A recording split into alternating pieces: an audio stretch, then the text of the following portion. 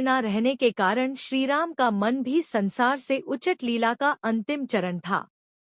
यही सोचकर उन्होंने यमराज को आमंत्रित किया।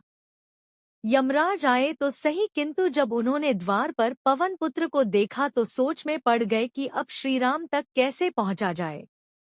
हनुमान किसी भी स्थिति में मृत्यु को अपने प्रभु तक पहुंचने नहीं दे सकते थे और उनसे युद्ध कर अंदर जाना किसी के वश की बात नहीं थी। ये बात यमराज ने श्रीराम को बताई।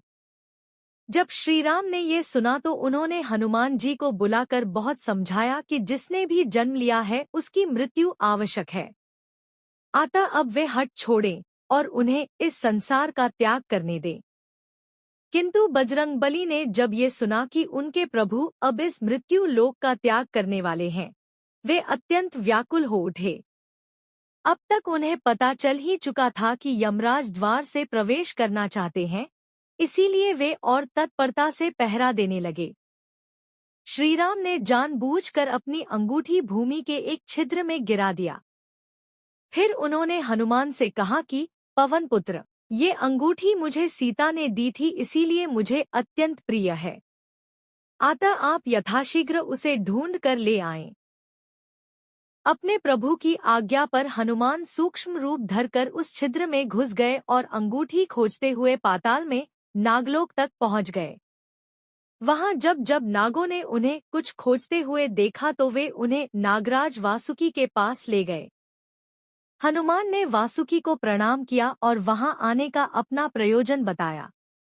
उनकी बात सुनकर वासुकी हंसने लगे और कहा, तो इस कल्प में श्रीराम का अवतरण समाप्त हो ही गया। हनुमान को कुछ समझ में नहीं आया। तब वासुकी उन्हें लेकर पाताल के गर्भ में लेकर चले गए, जहां एक जैसी अंगूठियों का ढेर लगा हुआ था। उन्होंने हनुमान से कहा कि श्रीराम की अंगूठी ढूंढ ले।